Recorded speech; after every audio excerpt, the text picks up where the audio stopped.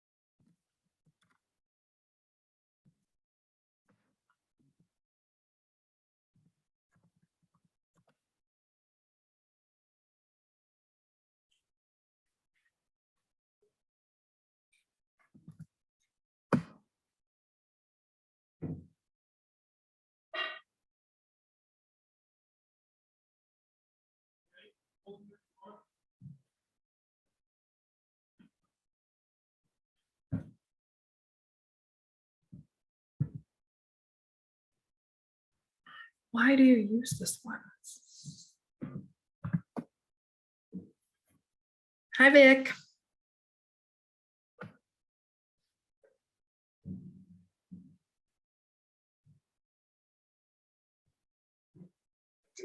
Hey, I'm on my Apple iPad. I never know how to turn it on. Right. How you doing? It's been I'm sorry. a rough one. Oh, I'm sorry. Why? I mean, anything? Oh yeah, yesterday would have been my brother's birthday. He died this year, Oh, I'm sorry. which is why I'm in a new location today. I'm with my parents. Oh, I'm so sorry. I know a little bit about loss like that. I am so sorry. I don't know how he passed, but I know losing someone young is hard. Yeah, it's weird because I don't think any of us really know what we're doing, how we're grieving, what's happening, but we all knew Nope. we needed to be together. So Oh, I'm gonna cry because I know what it's like. How long Sorry. ago? How long ago was it? he died in January. I am so sorry. Thanks. And you have everything you have to get through, but it's more than once. Here's my only words of advice. Take them. You have to let everyone go through their grief their own way. And no one goes through grief the same way. Right. Okay. I mean, those are my wise words of how to get through it. I appreciate that, So, and I'll take that. Yeah. Yeah. I'm sorry. Yeah, I'm sorry too. It's funny is, people just ask how I am, and I'm one of those people that's not just gonna say okay. So, so you get a Good. little bit of my Yeah. story, It's okay. That's okay. Oh no, I'm so Gabby. sorry. You Hi. okay? Hi. I think I had told you why I came up to Cheyenne, that yesterday would have been my brother's birthday. So No, I you didn't tell me. yeah, so I came up to be with my parents. Okay. But I told my mom she has a very good background. So She does. She Yeah. has a winner. of course, She has what very you, like what you don't nice see is that decorating. my laptop is sitting on my cat crate. So it's fine. But Yeah. the cat, is here because, moral support. So we're good. Yeah. Yeah. And they know, Oh, of course. But what she also knows is my mom spoiled her and gave her a big pack of fresh catnip. So she's also very high right now. Yeah. Good. I got 2 plants for my background. Just try Yeah. not to be overly impressed. So that's stunning background. I'm impressed that they're alive. I do love plants, but I was like, oh, maybe I'll decorate up so it's just like a blue wall I love with my husband's computer in the background. it. Well, the This pink is does actually really a, well. this is a custom painting though that an artist did of my daughter. It's just hard to see. Oh, It is hard to see, but I get a little bit of what's her name? Elsa, like from Frozen. I get a little Elsa vibes from it. Oh, well, if you told her that, you would be the greatest person she ever met. Well, you can tell her I said that. That's funny. I just got a PowerPoint sent to me from Malcolm, so I think he must be about ready to pop on. So, which is good because I don't know how to run this. So I don't know the topic very well.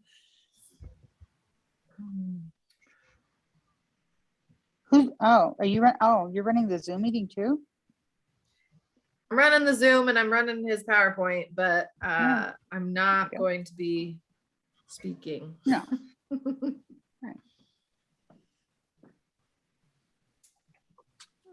Right. Hello, Malcolm. Oh, you were muted and a little frozen. There we go. Is that There any we go. better? Yes, I can hear you.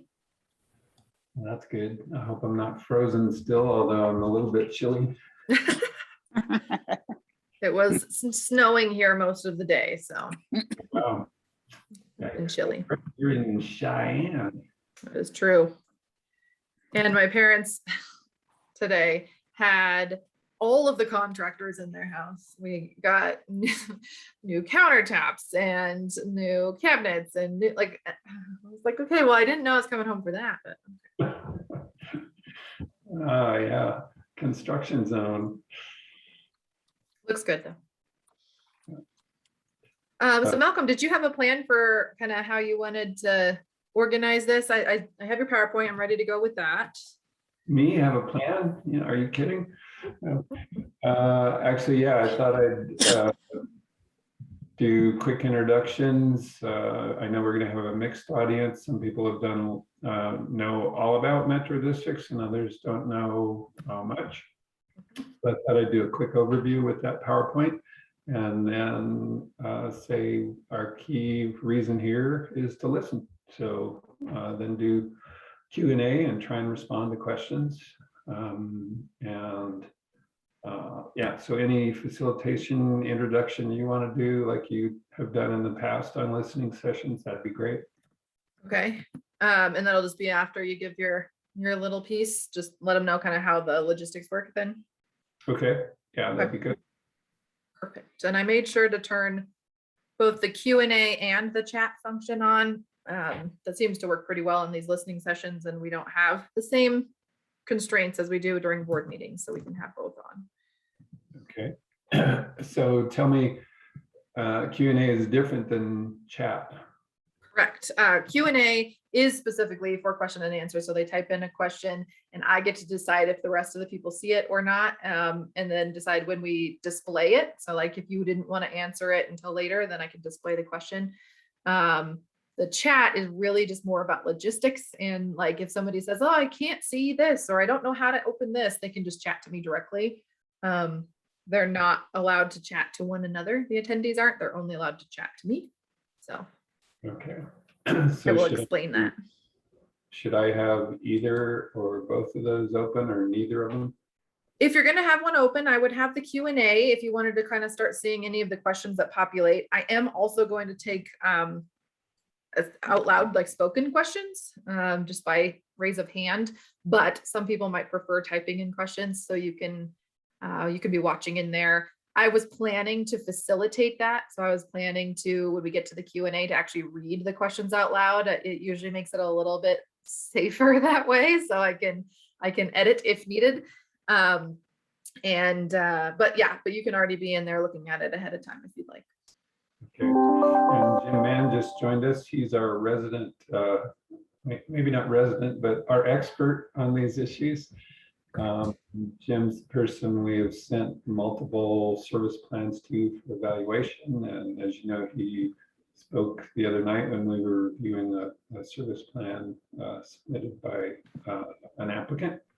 So I asked Jim to join us tonight because I've relied on his analysis and good advice on lots of other things. So wanted to Great. back up. Good evening. Nice to meet you. question and answer. Nice to meet you. Yeah, so we were just talking, Jim. I'm going to do a very high level, basic level overview of what special district service plans include and some of the key provisions in the review policy. And then we're going to open it up to Q&A. And so I'll introduce you as one of our panelists to help address questions that may come up. And remind me again, the company you now work for is UMB. UMB. Okay. UMB. Okay. Yeah, I want to make sure I get that right, because there was some question about who you worked for the other night, apparently. Yeah. Well, you know what happens now when you change jobs. All right, well, we are at time, so I can open it up and let some attendees come in if you're ready for that. Ready? Ready? Okay, well, I'm going to push the start webinar button here and we will start getting attendees in.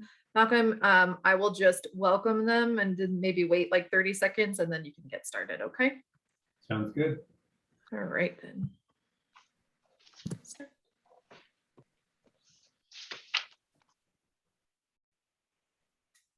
Hello and welcome to our attendees tonight. We will give everybody a few seconds to get in here and get their technology situated, and then we will get started here very shortly.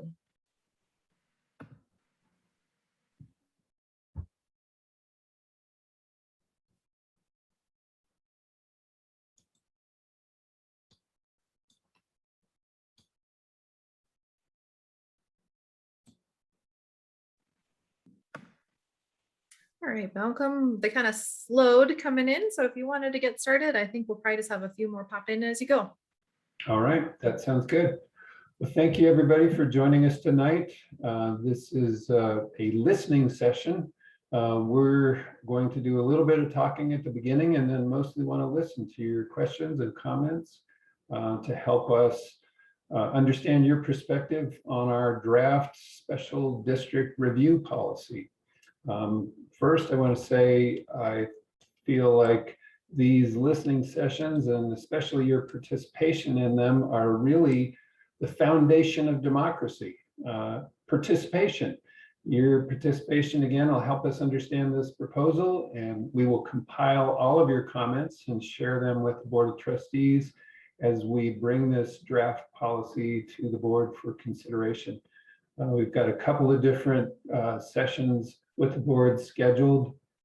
A study session where we can discuss this informally, and then we'll have a formal public hearing on it so that you can speak directly to the Board of Trustees once it gets to that stage. But before that, we're still in the draft process, considering everyone's comments, and want to make sure that we hear from you, and that's why we're having this listening session tonight. So thank you for joining us. I do know that, or I'm suspecting that some of you really have lots of experience with metro districts and understand how they work and have finance development projects using metro districts. And I don't have to tell you anything about them. In fact, you can help me better understand how they work.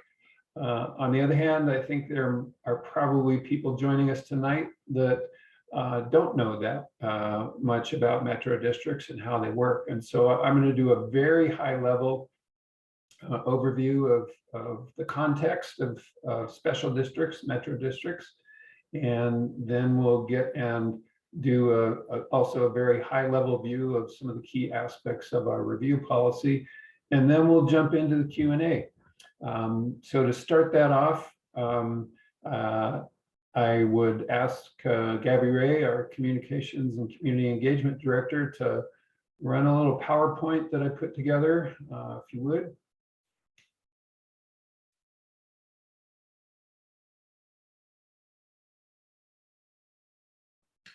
There we go. So I think I've already covered the first slide anyway. So if you'll go to number 3. Yeah, the next one. One more. There we go. So metro districts or special districts are a separate entity, entirely separate from the town government. They are often proposed by developers as a way to help finance new development. And it's using metro districts is a really common practice throughout Colorado. As I mentioned, they're a completely separate entity from, and they're not controlled by the town. Once they're formed, have the ability to impose property taxes within the district boundaries. The town's authority with regard to metro districts is really limited by state law to approving the service plans under which metro districts may operate, and then monitoring the compliance with those adopted plans. So next slide, please. So among other things, service plans specify the boundaries of the district, the public infrastructure that will be constructed within that district, the maximum property tax rates known as the mill levy that can be imposed by the district within the district, the maximum term or the number of years for imposing those mill levies, and disclosure requirements that help prospective buyers of property within the district know of the existence of the metro district before they purchase property within the district. As I mentioned, metro districts are really an important financing tool. They enable new development to be financed in such a way that it pays its own way rather than imposing a financial burden on the existing community outside of the metro district. So I think it's really important to keep that in mind and consider, but for a metro district, how might a new neighborhood be financed? So we may come back to that, and certainly we'll come back to that in some people's questions or comments on this. So next slide, please. So the context in which the Board of Trustees reviews metro districts is fundamentally about, are the proposed taxes within the district reasonable? The service plan outlines the obligations that will be imposed on future residents. And I think about it similarly to if the town is going to ask voters to approve taxes, say for a community center, as they did more than 10 years ago, or for open space purposes or something like that, the town has to have a really compelling argument to influence enough voters to vote favorably on that proposal. We've got to clarify exactly what the money is going to be used for, how much is going to be raised, what are the other sources of financing that we might use to help support operations or the initial construction. So we've got to have a really compelling argument to be able to convince the voters that a new tax is reasonable. In the case of metro districts, the future residents of a district are not really present because they haven't moved into the district. So the board must consider their interests and determine the reasonableness of the proposed service plan, including the financing provisions. So that's a really important context to consider these in. Next slide, please. As part of the review process, staff is proposing that the review process really address several different policy objectives, including environmental sustainability outcomes, providing critical public infrastructure that satisfies smart growth management principles, including walkability, access to transit and multimodal oriented facilities. I would be the first to say that there's not much transit in Erie at this point, and we are working with regional entities to try and provide additional transit opportunities. And part of that is making sure that new developments are anticipating transit and providing locations where that will help facilitate transit for the new residents. We also want to have throughout town compelling public spaces, and working with town residents to develop the town center plan. I think it helped provide a plan framework that helps people understand what that looks like and how mixed use development patterns can contribute to walkability, transit orientation, and smart growth generally. So those are some of the critical public infrastructure objectives that we have. There are also strategic priorities that the town has, including the sustainability outcomes that I outlined above, removing oil and gas from facilities from within a developing neighborhood, so that we don't have the conflicts between oil and gas facilities and new residential and commercial development. We want to have economic health outcomes so that there's clearly a mix of commercial and office and retail development within the town that helps foster a really robust local economy. And finally, both attainable housing and affordable housing are a critical aspect of that economic health. We have heard more and more how many people can't afford to live in Erie, and that includes literally a good portion of the town workforce, as well as many of the teachers and nurses and other professionals who work in Erie, as well as those who work in the service economy. So providing for attainable and affordable housing within new developments is a really important policy objective. So next, in terms of the evaluation criteria that we propose be part of this review policy, it would be generally and at a very high level approaching it as what's the public benefit that will be produced by financing a new development with a metro district. And we would propose, much as Fort Collins has done with their review policy, a triple bottom line approach. Does it have positive economic implications for the town? Does it provide environmental benefits and social benefits along the lines of what I talked on the previous slide? So there will be a financial assessment of the proposed metro district, including a full sources and uses of funds analysis, so that we can really determine, again, are the proposed taxes reasonable? Are they really necessary to provide the public infrastructure associated with the development? And in that respect, we will include, it's a work in progress, but we will include a model service plan with review policy. And one reason why we haven't released that model service plan yet is we wanted to hear from you first. First, your comments on the outline of the review policy itself, or not just an outline, but the draft review policy. And using that and using your comments, and we will put finishing touches on the model service plan to address the questions and concerns that we anticipate, and some of you have already raised in our earlier drafts of the evaluation policy. Next slide.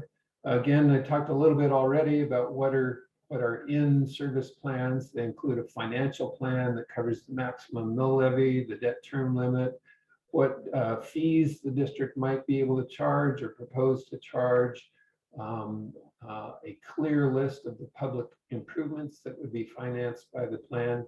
There are also notice requirements, again, making sure that prospective property owners are aware of the existence of a metro district, as well as reporting requirements where the district would provide residents within the district and the town generally a copy of their annual report. and provisions concerning notice for meetings so that anybody within the district would be well aware when the district is going to have meetings, that they would be take place on a regular basis. So residents can participate in those meetings and be aware of the goings on of the district. And those are some of the key plan requirements. And with that, I will stop talking and we'll just look for your questions. Tonight we do have Jim Mann from UBS, who has a great deal of experience with both evaluating Metro District plans. And I learned earlier today, living within one that created some interesting conditions for the residents within his Metro District. So the town has contracted with Jim in the past to review the service plans that have been submitted in the last couple of years. And I wanted to make sure that Jim, who has a great deal of experience in this area, was able to join us tonight to address questions that may come up. So with that, Gabby, do you want to talk a little bit about the logistics for submitting questions and how we'll manage things from here on out? Yes, thank you. Gabby Ray, Communications Director for the town of Erie. Many of you may have participated in some of our listening sessions or Board of Trustees meetings before, but for those of you who have not, or maybe not as familiar with Zoom, I'll just give you a little rundown before we get started. We are going to be using multiple different ways for you to communicate with us this evening. So if you do want to speak out loud, you'll be able to do that. Towards the bottom of your screen, there should be a little button that says raise hand. It's got a hand on it. You click that and I'll call on you. Then I'll be able to allow you to speak out loud and ask questions. Please try to be concise. We do have a group of folks on here tonight, so we want to leave some time and space for everybody if everyone has comments. If you would prefer to type your comments as opposed to speaking them out loud, you can also do that. Again, at the bottom of your screen, there's a Q&A function, and you can click on that and type in your question there. I will be reading any of those out loud, and we'll try to answer those as well while we're on this call, assuming we have some time for that. I'm not sure how many questions we'll have out loud. And then if you are on the phone, which I do see a couple of you in my list that are dialing in tonight, if you have a question, you should be able to dial *9 to raise your hand, and then I'll be able to allow you to speak up there. So with that being said, the only other thing I have for you is the chat function should also be available. If you have any logistical questions that you have, you can just chat directly to me and I'll try to troubleshoot with you. So at this point, I will go ahead and say, raise your hands if you have any questions, or you can start typing into the Q&A.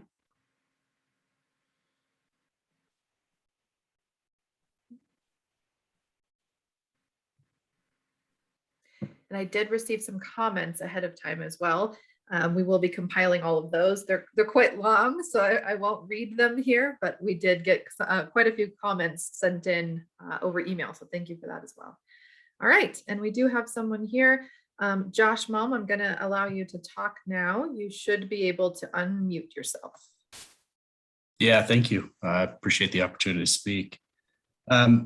I was just kind of curious on kind of what are the evolving thoughts on how the town plans to means test new special districts. And the reason I asked that is, so I'm the board president of Erie Highlands Metropolitan District.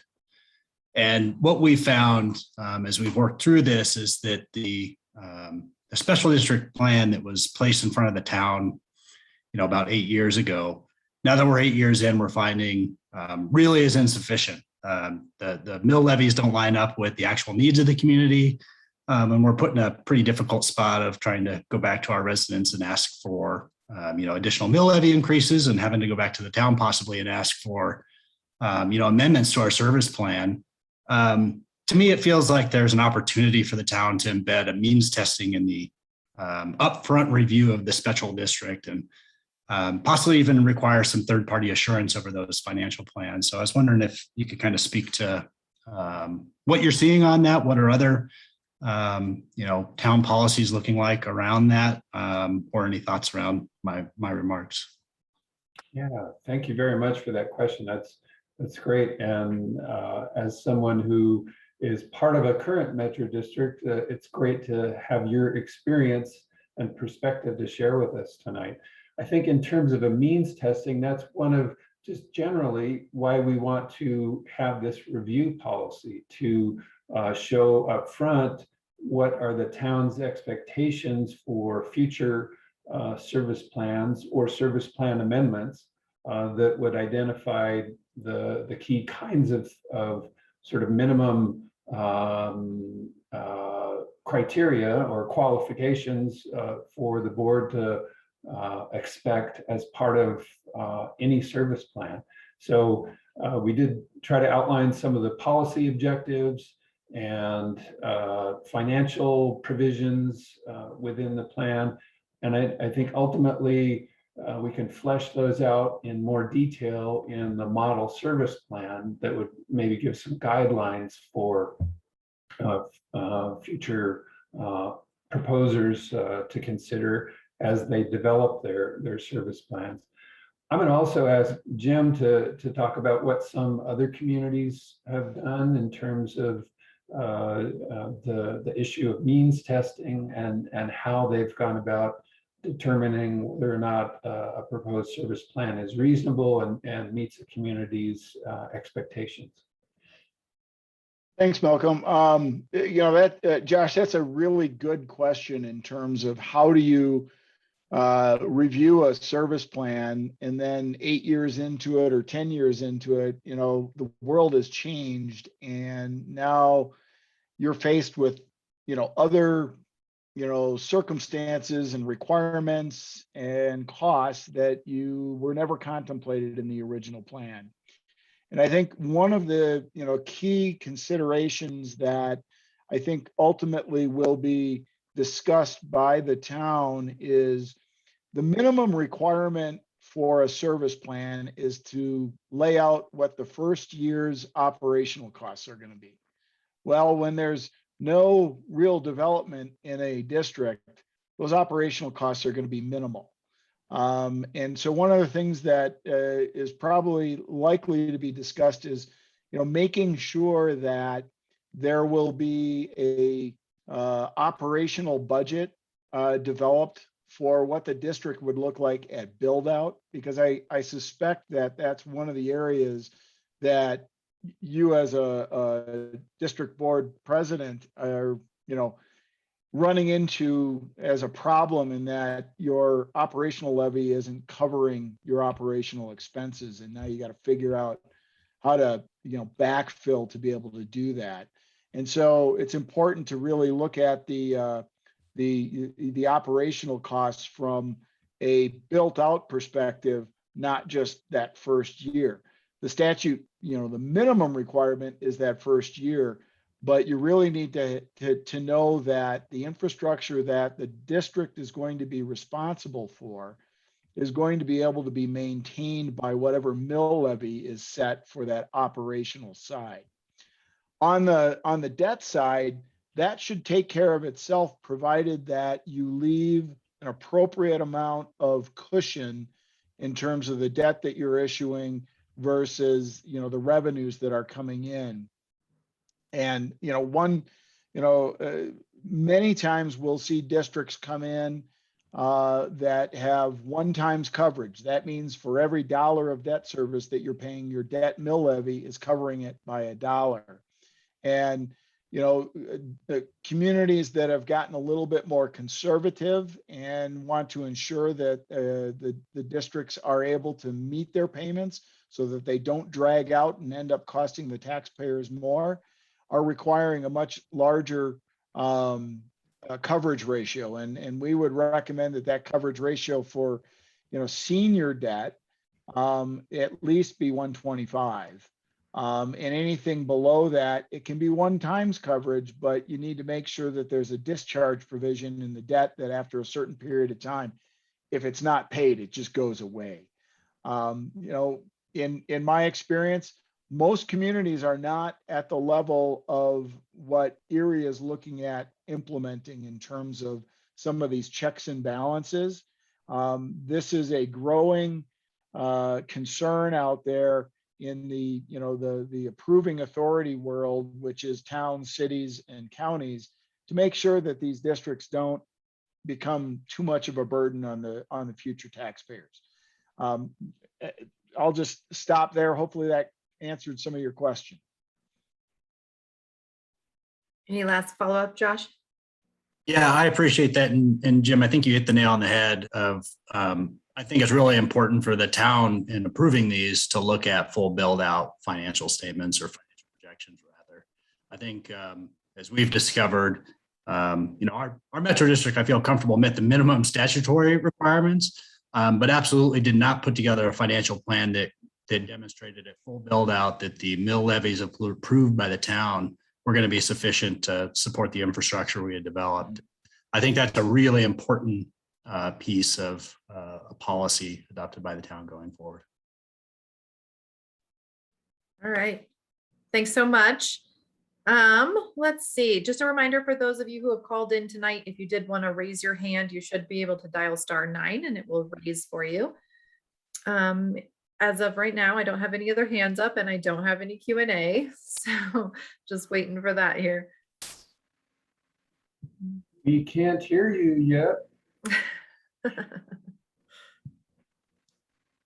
but we do appreciate the comments that we've received already online. And when we released a draft even last year, we incorporated those into an earlier discussion session with the board. And that's what prompted a more robust community engagement to make sure that there were multiple opportunities for community representatives, developers, and others who are interested in this draft policy. And that was perfect. I do have a couple hands now, so I'm going to start with Chad Murphy and then I'll move to a phone call. So Chad, you should be able to unmute. Maybe allowed to talk. You should be able to unmute now, Chad. Thanks, Gabby. Hey, Malcolm. Hey, Hey, Chad. Gabby. I just was joining a little bit late here. Apologies for that. And I'll send you all my thoughts and comments in a more holistic manner. So I'll just send those in writing because I've reviewed the entire policy at length and I have a handful of comments and thoughts. On the manner that Jim was just talking about right now on the coverage ratio, question and thoughts for, I guess, comments for thought on that. So what we're seeing in bond issuances today is really market driven, and we agree that usually what we're seeing is some sort of coverage ratio, and that coverage ratio does vary, but in other districts it doesn't.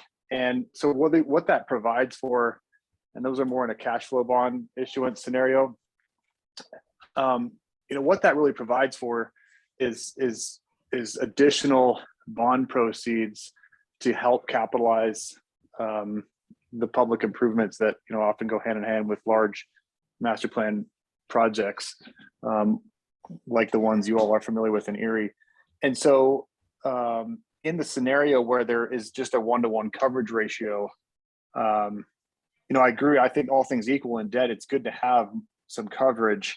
However, I would just offer that, I think there's already a protection embedded in the term of the debt, as well as the max mill levy, and at least we're looking at that in other jurisdictions right now. And so the risk of that really becomes on the bond holders and less on the homeowners, right? And so if at the end of the day, the 30-year term, whatever it is, if there's not enough coverage to pay back the bondholders, that risk is on them. And so I guess my question there is, think about whether or not you really want to, decide what the market is willing or not willing to do. I agree, let's protect the homeowners, because that's ultimately, we want to make sure that they're not overburdened on debt, certainly. But when it comes to the bond buyers deciding what market risk their level is and what they're willing to take, let's let them decide that, because they're sophisticated institutional investors that know what they're doing. And if they decide to take a little riskier bond with less coverage, that's on them. And that ultimately benefits the district because it means more dollars to capitalize public improvements. Jim, do you want to comment? Well, and I don't disagree with what Chad just said. But most of these debt obligations that are issued, if you can't make your principal payments throughout that 30-year period, that debt doesn't necessarily just go away and is not discharged after that 30-year period. Typically, those instruments are written that they will continue and you will pay on them up to 40 years. And that's the kicker. And if there was, if there was a provision in the debts, in the debt instrument that said after 30 years that you were going to discharge the debt, those bondholders would pretty much be looking at a coverage ratio of 125.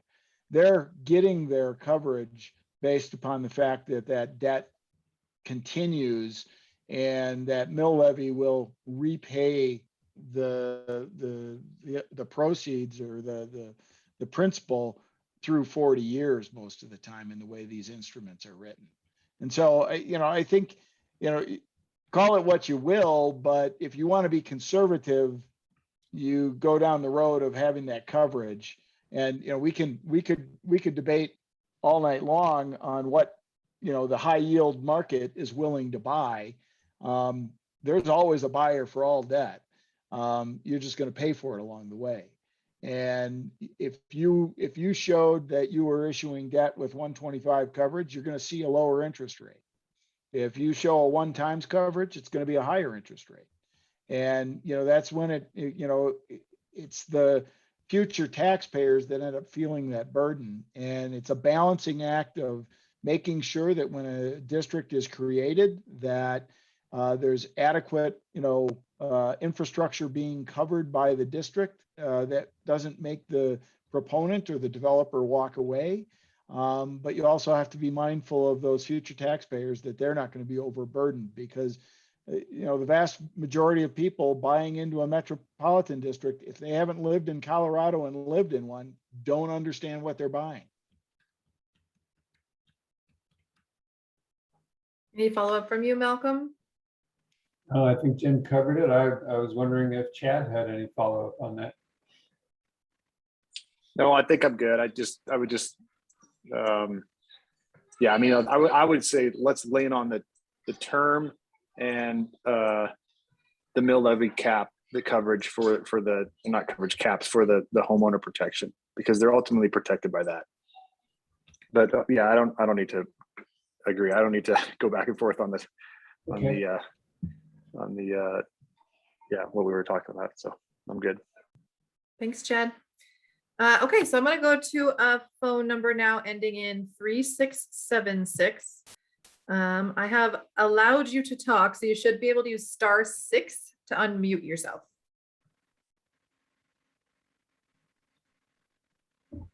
Hi, this is Steve Rain. Thanks for taking my question.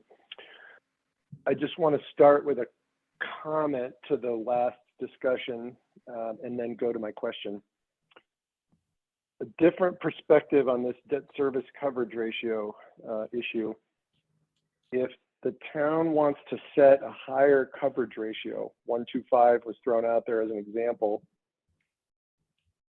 what you're really doing is saying the cheapest debt, the senior debt, is going to be minimized slightly by a higher coverage ratio, forcing the more expensive subordinate debt to have a higher principal balance to get to the same total debt stack. And so at the end of the day, I don't know that you've really achieved anything other than increase the cost to the homeowner by increasing the interest rate by pushing more debt to the subordinate piece. Something to think about. You can comment on that if you want, but it's a different perspective than what Chad had brought up. To my question though, there's a number of items in the draft policy that are confusing from a metro district standpoint, not from a town policy or goal standpoint, but from a metro district standpoint, because of Title 32, which of course governs all metro districts. As an example, I'd like you to explain how a metro district can be involved in the goal of affordable housing, which affordable housing would be, I think, a private asset and not, therefore, a district couldn't own or necessarily develop that. But maybe you have a different perspective on that. So I'd like to hear about how a district can accommodate affordable housing. Well, from my perspective, and I will ask Jim to elaborate on this, but I do know that Fort Collins has used a very similar policy and policy objectives to identify what level of public infrastructure, which complies with the Title 32 provisions, is, excuse me, the minimum acceptable to take advantage of the Metro District financing tool. So with that very broad overview, I'll ask Jim to elaborate a little bit on it. I think, again, that's another good question on how it's a great policy from the town's perspective, but how do you implement it in a metropolitan district? And really that is from the planning aspect that, I can go out and propose a development that has, $750,000, anticipated housing throughout, or I can propose a metropolitan district that has a wide range of housing types that might have some of those $750,000 homes, but it also might have some $300,000 homes or $400,000 homes. Or you might throw a mix of, multi, family type housing or townhomes into the mix of the development. So there are ways to accomplish that, to accommodate the policy. And I think, Malcolm, correct me if I'm wrong, but it's not the intention of the policy that every metropolitan district proposed does all those things, but they accomplish some of them. And so it's not that the policy sets forth that you have to check each box. It's that you have to check 1, 2, 3. I don't know what the litmus test is going to be for the town, but you're doing some of those policy goals and aspirations of the town as part of your development. Right, and yeah, affordable housing or attainable housing might be only one of them. Addressing oil and gas issues, dealing with extraordinary development conditions on the site that would make development otherwise impossible there, development of the standard that the town is expecting not possible there. So as Jim pointed out, yes, very much, it's not to say that every metro district must satisfy all the criteria, but certainly some of them. Did you have a follow-up question for that person on the call? I do. Again, I understand why the town wants to incentivize developers to consider affordable housing. And again, I'm using this as an example. I could have picked 6 other examples. I'm not trying to beat on the affordable housing piece. And I understand it's a menu of options, as you said, and you can pick a few of them. You don't have to pick all of them. But this is an easy one to talk about. I understand why the town would want to support affordable housing and why it would want developers to participate in that support. But isn't that better suited in annexation agreements, PD approvals, zoning, and development agreements, and all the other contractual arrangements and negotiations that already exist between the town and developers? And I'm having trouble figuring out how a metro district can support affordable housing goals when public infrastructure is public infrastructure. You're going to put in some sewer lines, you're going to put in some water lines, you're going to put in some public streets. Maybe that's done through the district. And in front of those streets or behind those streets, there are $750,000 homes, as Jim said, or there's $300,000 affordable deed restricted homes. The infrastructure is more or less the same. So I just don't understand how metro districts become a tool to entice affordable housing when you have other avenues and other negotiating touch points with the developer to discuss those options. I just didn't really hear that in the answer, how those are tied together. I guess it comes back to, again, one of the aspects of the development is addressing or providing conditions that the town wants to promote. And whether that's affordable housing or removing existing oil and gas wells on the property, or addressing a drainage problem. It's a condition that the town wants to ameliorate, and public infrastructure can help support that and be part of the rationale for approving a metro district. I will just add that if I, as a proponent, come in and get a metropolitan district created on one set of criteria, and then through another agreement that I have to enter into with the town, all of a sudden I'm being told I've got to put in some affordable housing, it may change my overall development plan. And I should know that going into it as opposed to on the back end. And so I think that, you know, ultimately on the front end, as the creation of the service plan, it's better to know these, you know, criteria and which criteria you're going to promote up front as opposed to at the back end. So I mean, I understand, again, it's a good question, and it's definitely something that you explore. But if I'm putting my financial plan together for a metropolitan district, I'd like to know all the components that I need to make sure that I'm covering through my overall development plan.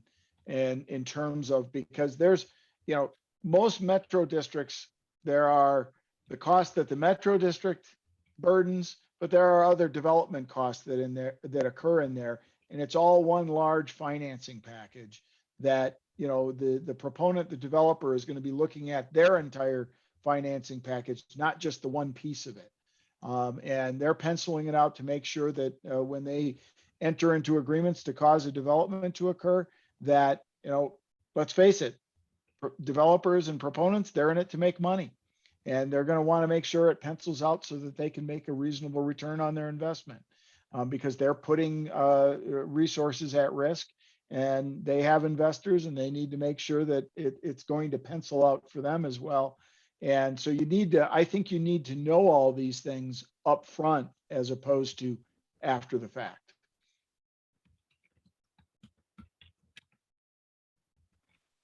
Can I chime in one more time? Certainly. Yes. Okay. So first, to respond to Jim, I totally agree, and knowing it up front is essential. But that's still the first thing that happens is an annexation agreement, and the next thing that happens is a PD approval, and then perhaps the formation of metro districts. So I still think it can be done up front through other tools that the town has. But what I think I'm sort of hearing, but you're not quite saying, is that it's part of a negotiation. Hey, the developer wants a metro district. Oh, well, what does the town want in exchange for that? The town wants sustainability, affordable housing.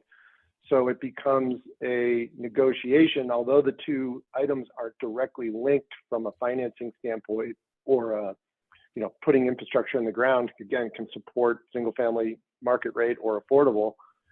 It's a trade-off. And that's fine if that's what it is, but that is sort of antithesis to the other one of the other goals you have, which is attainable housing. Because if my statement is true, and you can tell me when I'm done here that I'm wrong, But if that's accurate, then what you're saying is if you don't choose enough of these menu items that meet the town's goals, you, the developer, won't get a metro district.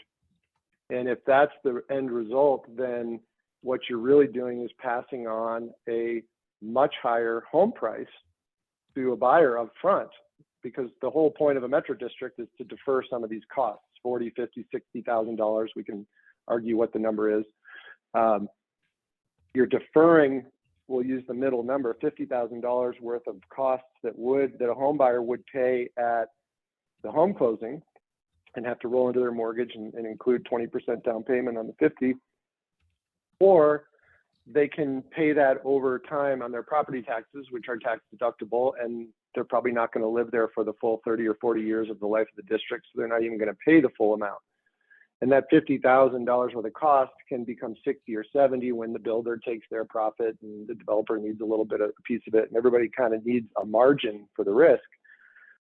So you can correct me on my first statement if I'm right or wrong about that trade-off, but if that's correct, then I feel like it's missing the mark on attainable housing and is creating a higher priced housing market if the town were to deny a developer application for a metro district just for infrastructure that serves that community that doesn't serve or doesn't tick off some of the boxes that are in this draft policy. I'm not going to say you're wrong, but the comment about that you're automatically pushing costs onto the future homeowner. The reality is the real estate market will support a certain value for a house. And if I'm building a 3,000 square foot house, it's going to sell for $500,000. I'm not going, if my house is selling for $570,000, I'm not gonna be able to sell that house. Somebody, they're only gonna buy the $500,000 house. And so it ticks away at some of the margins out there, and it fosters some, stewardship, so to speak, in that one of two things is not happening. Either the original landowner, the raw landowner, isn't getting overly compensated, or the developer proponent isn't getting overly compensated, or a combination of the two. So I don't know that I agree that it would automatically increase the price of a home, because I don't think the market would bear that. In that the price of homes are going to be what the price of homes are. And I can tell you that in my experience, with or without a metropolitan district, the houses are still the same price for a comparable house. But to your other point, yes, it's a trade-off. It's a negotiation. It's a process to ensure that the town's goals for a sustainable community are being met. Actually, Jim, I'm going to ask a follow-up question regarding that assertion that a home is going to sell for what a home is going to sell for. Do you think there's enough information and awareness of how metro districts work such that a home on one side of Erie Parkway that has a 50 mil metro district levy associated with it, and another house on the other side of Erie Parkway that doesn't have that metro district, are they really going to sell for the same price? Pretty close. Okay. I mean, the reality, and I think, unless, if you're moving from Colorado into a metro district, you're acutely aware of the added taxes, because you're used to, property taxes in the state of Colorado are remarkably low. The majority of revenues generated for municipalities are sales tax based. And so the average, a property tax bill is remarkably low. Now, if you're moving in from, the East Coast, major metropolitan areas, Wisconsin, California, property taxes are significantly higher. So you walk in and go, oh, these property taxes aren't that bad because they're comparable to what you were paying before. But if you were moving from the city of Denver out to Erie, and you're, for a comparable home, you're going to be paying 40% more in property taxes in a metropolitan district than you were previously. And so, taxes are, the comment just came in, taxes in Colorado are low if you're not in a Met district. And you've, it's a defrayment of costs, but there's and again, you get into the policy, and one of the things that the town is looking at the full picture of the sources and uses of the development. That gets to whether it's too rich for one party or another, or whether it's necessary to cause the development to actually occur. And I think that I don't think I can emphasize enough that the process to create a metropolitan district isn't about exacting whatever you can exact out of the proponent or the developer. It's about making sure that the development still moves forward in a reasonable fashion and accomplishes some of the goals that the town's setting forth.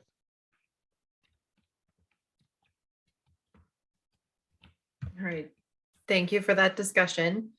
Let's see. I'm going to ask again if anyone else wants to put their hand up. Chad, I do see yours is up again, but I did want to give anybody else a chance before we popped back over to you. Give it just a second.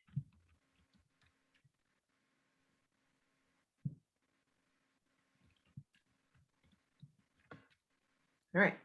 Seeing no one. Chad, let me allow you to talk once more, and you should be able to unmute. Thanks. Yeah, like I said, I've got comments and I'll send them over your way, Malcolm, but too many for tonight for sure. But high level, I will add a couple more, and they're more comments than maybe questions. I'll just state a couple things. I think first off, I'm not aware of any new project of size, scale, or significance in Denver Metro that does not have a district.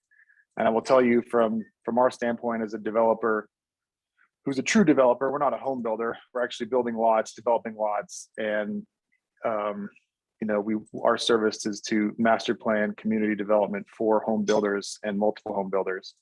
There is no single project in the state that I've come across that would underwrite to a financial model of any kind that would work without a district. So I just wanted to bring that point up because I think it's really important as the town considers how far they want to go with these objectives, in that if the town does decide to deny districts for some reason or another, what that may do in regards to promoting or not promoting development within the town's boundary.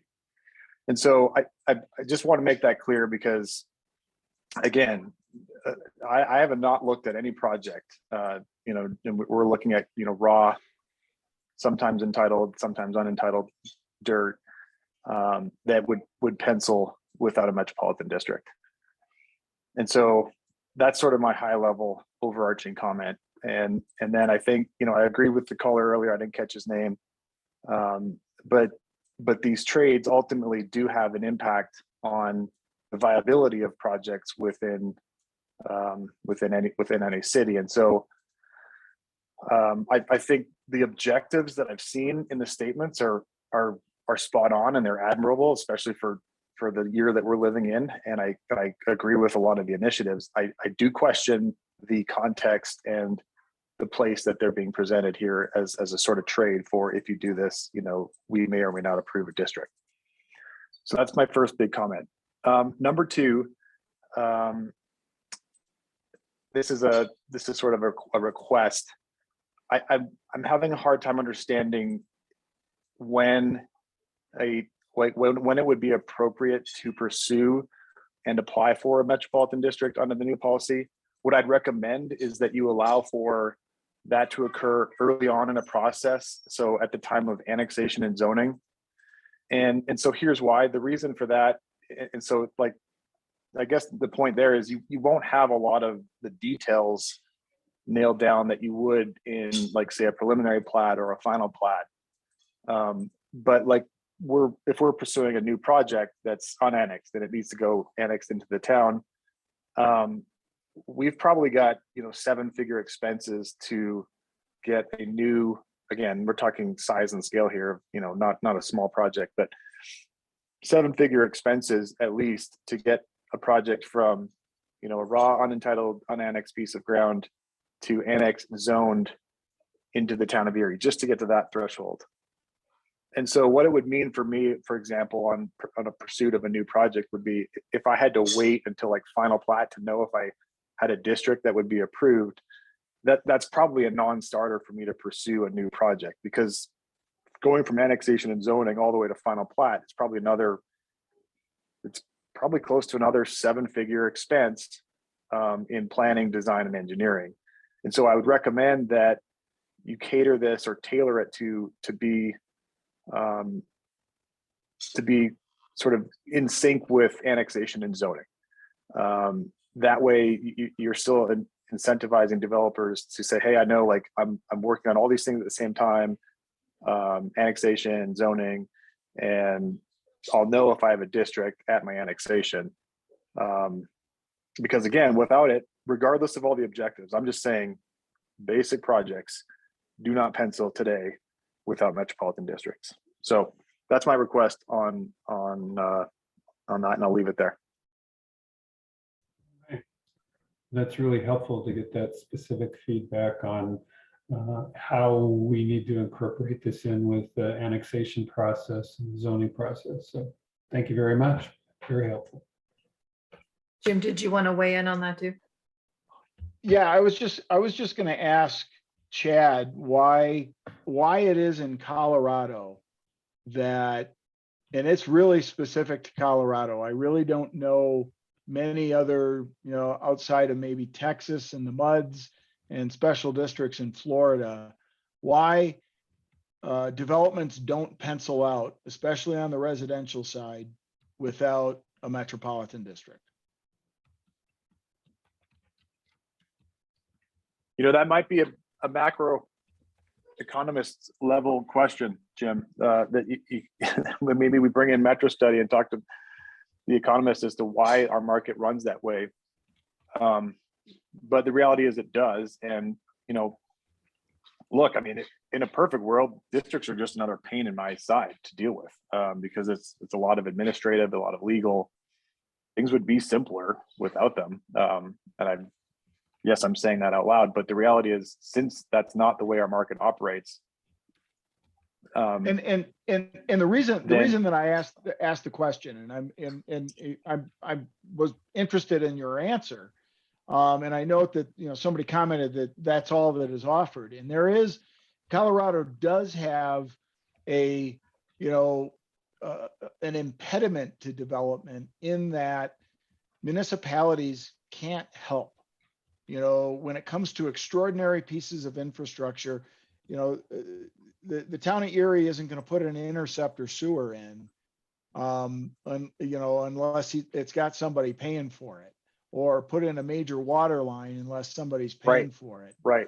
I would make that trade in a heartbeat. If the town wanted to take the offsites and take out the big roads and the offsites and the arterials and take that work and go bond for it itself, I would take that trade in a heartbeat. And I think that's part of where the policy that the town is looking at, and when you get into the details of the policy, they're looking at metropolitan districts being used for those extraordinary costs, the offsite costs, the regional stormwater issues, the major sewer infrastructure, the major water infrastructure, the arterial roadways. And in the policy, it talks about kind of frowning upon the interior infrastructure. And too many times, when I review a metropolitan district, when there's an extraordinary cost that is included in the metropolitan district financing tool, I almost go, okay, yeah, that makes sense to be included. But then I see so many districts where they're including all the interior streets, all the interior water and sewer and stormwater functions as part of the metropolitan district financing, concept. And so it loses some of the, hey, that's an extraordinary cost and it should be worked on differently because the town can't help you out. And so some other mechanism needs to be there. Right. And then you're using the word extraordinary. I mean, to us, it's typical. Those are typical offsite major public improvements. And so, I mean, yeah, they are extraordinary relative to other markets, but they're typical for our markets. But yeah, I mean, the size of the roads and yeah. Yeah. In a perfect world, you're just, connecting to the subdivision next to you. Right. And so you don't have those, you're not running 3 miles of pipe necessarily to allow your development to occur. And if you are running 3 miles of pipe because the area in between isn't ready for development yet, that's a cost that you're ended up burdened with. And that makes perfect sense to be included in some sort of long-term financing where as other developments connect on, you can exact some remuneration from to help offset those costs. Yeah. Yeah. So that's my only fear here for Erie is that if you do enact some of these additional things that are beyond like the extraordinary infrastructure, then yeah, you might just weed out additional growth. I mean, you might just, I mean, maybe that's the goal. I don't know. But I mean, it will hurt growth if some metro districts are not approved and some are. Because as it stands today, we can't make projects pencil without districts. I mean, they're literally critical to the financing. And then I'll just add one last comment. Size of districts. I mean, I guess I'm not too worried about that one, but like the reality is, I mean, the mill levies will protect the homeowners, so size really shouldn't be a consideration, in my opinion. I mean, there are smaller projects that are still of value that should qualify on their own merits. But anyway. Thank you, Chad. I'm going to ask a question that came in from the chat, if that's all right. It just asked, have we discussed the repayment of metro districts and are they ever paid off?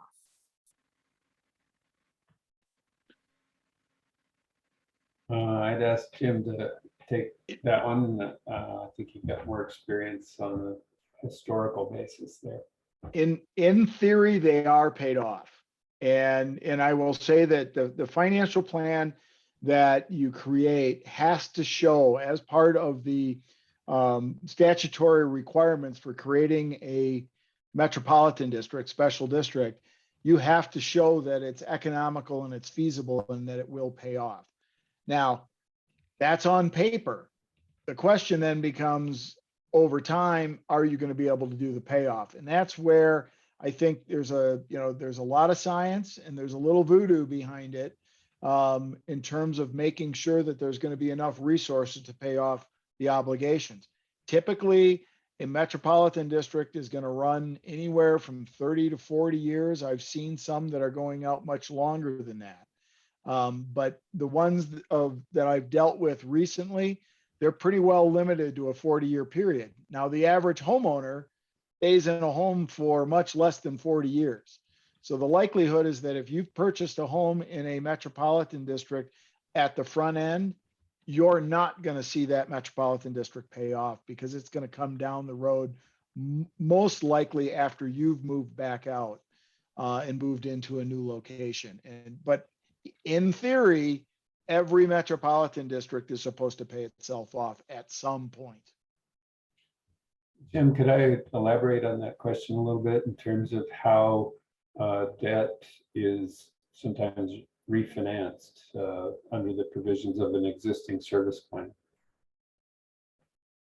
And yeah, and so typically when the proponent or the original developer issues the debt for the metropolitan district, they'll issue that debt for 30 years. You may at some point refinance that debt. And from a prudent financial aspects, you would not stretch that debt out any longer than the original term of the debt. But I've seen some districts push that debt out longer, so that they essentially what they're doing is they're lowering their cost basis. So, but they're pushing that debt so you're paying for it over a longer period of time. It's not something I would necessarily recommend as a municipal advisor, but when you get to a point where the residents control the district, they may make decisions that wouldn't necessarily follow sound financial practice because they're trying to accomplish a different goal. And that's the relief of some of their property taxes and to drop that property tax rate.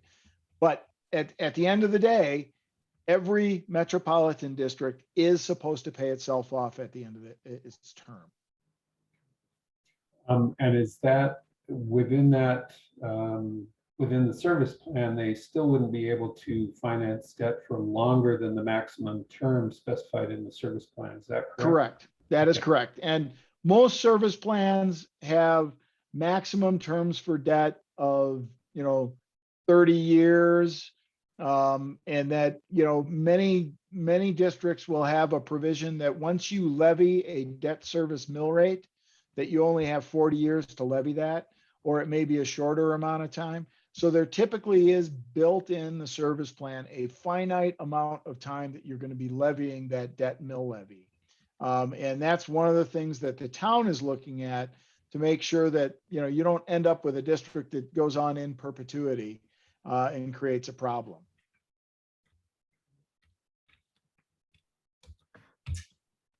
All right. Another comment in the chat about that?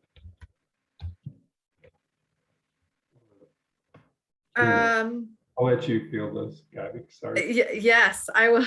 I'm gonna bounce back to a question that we have. Somebody has their hand raised. It's been raised for a little bit. I'm going to allow John Lee to speak. So you, oh goodness, let me allow you. You should be able to unmute now, John. Good evening. I'd like just to follow up with a couple of comments.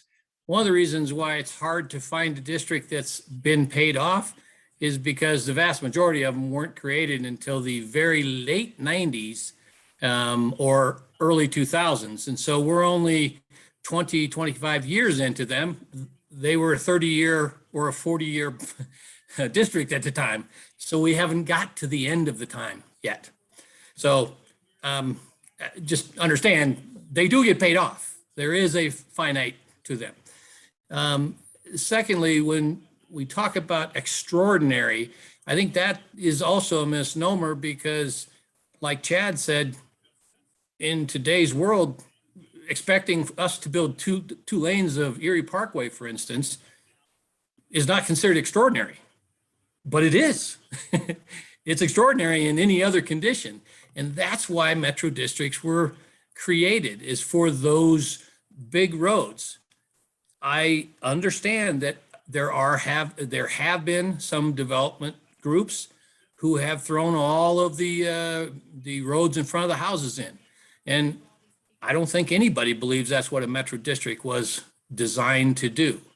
But the board and the town reviews every one of these and reviews the finance plan. That is the time that you should be saying, well, no, that's not appropriate. That's not appropriate.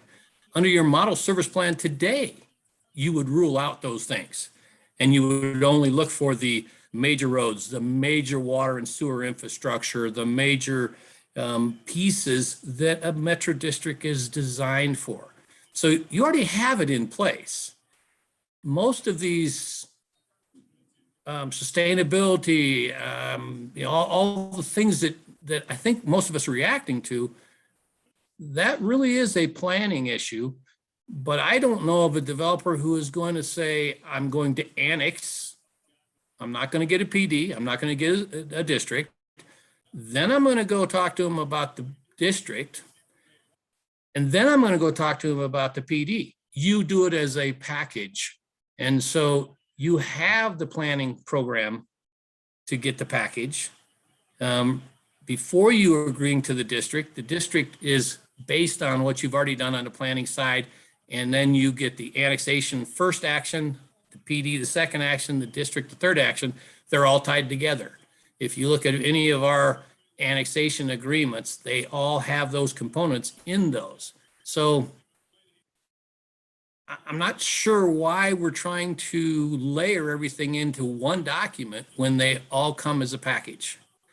The last part is, I think it wasn't correct when you said a house would be the same, one side of the street that has a metro district and the other side that doesn't.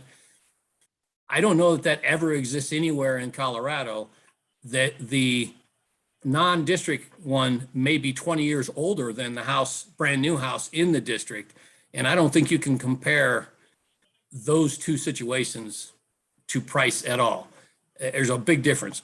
I don't think you can find one that has the same house, the same builder building one side of the street without a district and one with a district to actually compare. So I think that is a misleading statement, and it should be corrected. I will stop with those comments. Thanks, John.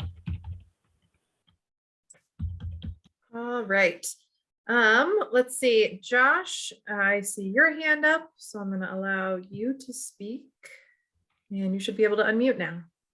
Yeah, great. Thanks for letting me speak again here. I want to kind of echo some of the comments of some of the previous folks, Chad and the first gentleman on the phone, and even the last one. One of the important things here is I believe the placement of these objectives within a Metro District policy is absolutely the wrong place to place them there. But I want to take it from a different perspective of being a resident board member of one of these districts. So I agree. These are discussions that need to happen between the town and the developer. But as these larger projects drag on for longer periods of time, you get homeowner residents sitting on these boards. And the last thing that I want to be dealing with is carrying out those objectives while also trying to manage just the operations and maintenance of a district. I don't think that, I think I understand the placement of it as a negotiating tool, but I agree with the previous comments that these are better accomplished in the planning phase and other tools of the town versus the Metro District. And I also want to make a quick comment on just the size of the Metro Districts and maybe take a different standpoint from Chad's comments around, the size maybe not having importance. I actually do think there's a little bit of an importance there. From the same point of view of where I'm at. I think that the Metro District sizes should be limited so that you achieve that build out of individual districts quicker.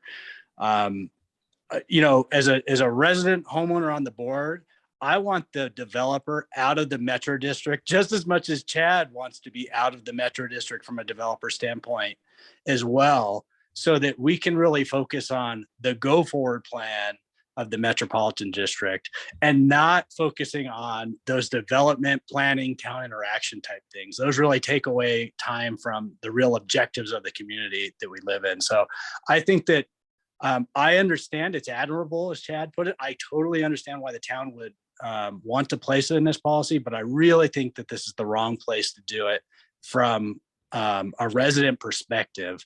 I think you're using residents as a tool to accomplish something that there's a better way to do. All right. Thank you, Josh. All right, thanks for that, Josh. I'm going to bounce back to our phone again. I see that our caller that ends in 3676 is raising your hand again. So I'm going to allow you to talk, and you should be able to do *6 to unmute.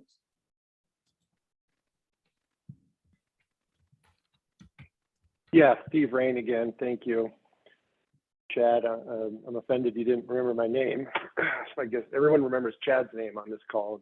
Can't remember anyone else. So Steve Rain, just make a quick comment back to an earlier question I had, and then I'm gonna get to one more very micro question on your draft policy. You've heard from a couple of developers about the need for metro districts. As Chad said, you don't see a developer really doing a large scale master plan community anyway without a district. And so my comment that without a district, your cost of a house is going to be $50,000 or more upfront is a bit of a fictional argument, because really you can't get there. And as Jim said, you can only sell it for what you can sell it for. And so we can't always pass along those costs. And the end result is, if you don't have a district for a master plan community to help finance the public infrastructure, you're probably just not going to get there. And if that's one of the goals of the town, which I don't think it is, but that's a whole different discussion. So I just wanted to leave that one there, and then jump to, just going to leave it to one question, because I got a lot of micro questions, and Malcolm will send you some follow-up too in writing. But one that really stuck out as a concern in the financial plan, typically you're looking at some sort of biannual appreciation in home valuation in your financial plan. And that number has gone between 2, 3, 4, 5, 6% biannual appreciation, depending on what the market will bear, what the investors will pay for, the risk that they'll take. You've got a provision in here that says that you will allow up to 3% annual. Okay, that's fine. But it is the lesser of 3% annual for the preceding CPI index for 12 months in Denver, Boulder, Greeley. What if that's negative? If there was a recession in a time frame when someone is trying to create a metro district, and if I'm reading your draft policy correctly, you're saying you would be able to use a negative growth rate, or we'll call it 0, as your highest possible growth rate for appreciation for housing over a 30-year debt issuance. That's dead on arrival. I mean, that just wouldn't work for metro district financing. So you can comment on that, or just take that comment and consider it. But I think that's I don't know what you're trying to achieve with that constraint. Is really, again, the homeowner is going to pay no more than the maximum mill levy, which is set by the town in the service plan. And it's going to pay the mill levy no longer than the debt service mill levy can be certified, which is set in the service plan by the town. And so I guess I'll leave it at that, but I just don't understand the objective there, because all the financial constraints to make sure the homeowner isn't being egregiously taxed are already there, and this doesn't seem to help. Thanks. All right, thank you for highlighting that particular one. We'll look closely at that provision and appreciate your comments on it to help us see if that is going to be problematic. Jim, did you have any follow-up? You good? No, I'm fine. I Okay. mean, I those are reasonable statements that I think, you know, ultimately with the adoption of the policy, you have to take into consideration. You know, what looks good on paper one day doesn't always look good on paper the next day. All right. So I currently don't have any other hands raised at the moment. I did see in the chat, we're going to get a couple other pieces of information sent to us, some research. Thank you for that. I also added, if you did have some written comments you wanted to send, if you could send those actually to contact us at erieco.gov, that'd be really helpful for us to compile it all into one document a little bit more easily and track it all. And we'll make sure that Malcolm gets it, other decision makers get it. That would be helpful. So that's in the chat. It's contact us at erieco.gov. And we'll wait just a second, see if there's any more hands that raise.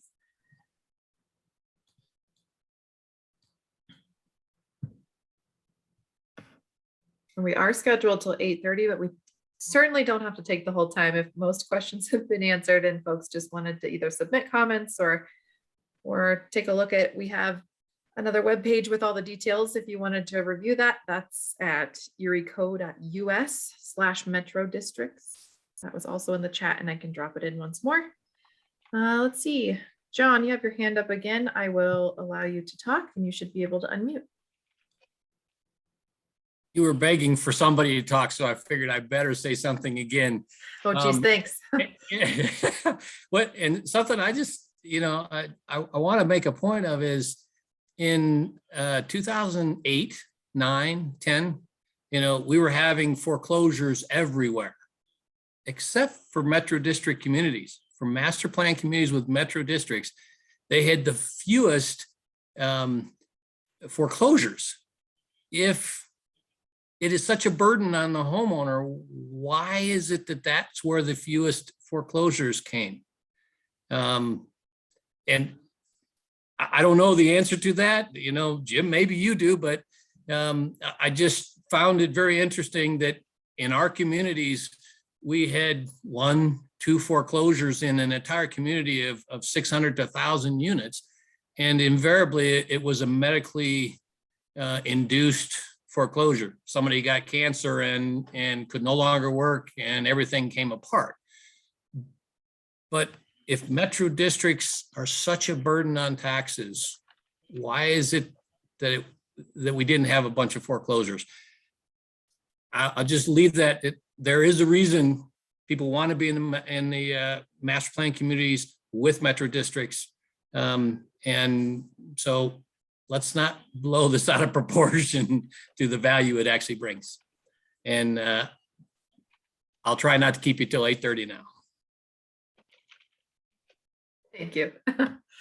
I do wonder if Jim has any info on why that may be, and that's a really interesting statistic. So thanks for raising that. I don't have an answer. It is an interesting statistic. I can venture guesses, but they would only be guesses.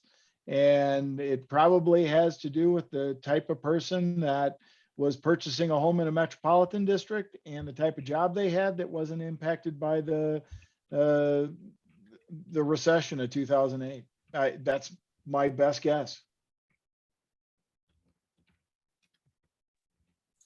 All right, thank you. Been having a great discussion. If anybody else wants to jump in.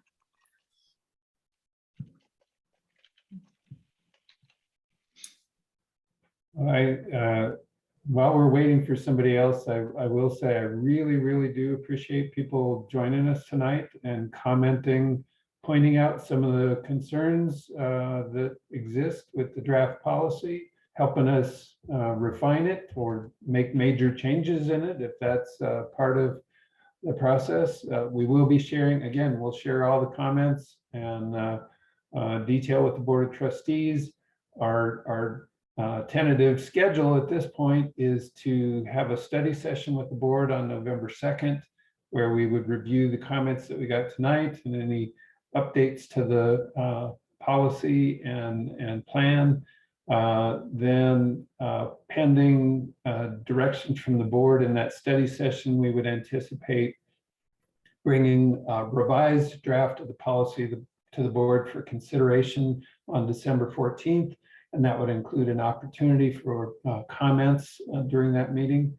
And then based on that, tentatively anticipate if we're able to refine things and get it to a stage where the board thinks it's worth considering, we would bring it back to the board probably January 11th, sometime early next year. So that's a tentative schedule for going forward. All right, we might have ran our course for this evening. I really appreciate everybody using the tools that we set out for tonight's meeting. And as we go forward, we will be, like I said, posting on our Engage Erie platform, erieco.us. If you want to check that out, if you want to submit comments, please use contact us at erieco.gov. And of course, we do post things to our social media as well. So you can follow us, Facebook, Instagram, Twitter, all the good places. So I think that's it. I'll just do one more thank you here. I think this is a great example of how things can happen in Erie. Constructive dialogue, civil dialogue, really helpful comments. And respectfully, I appreciate you joining us and helping us do a better job to ultimately support the community. So thank you. Thank you so much. All right, everybody have a great evening. Thank you. Night.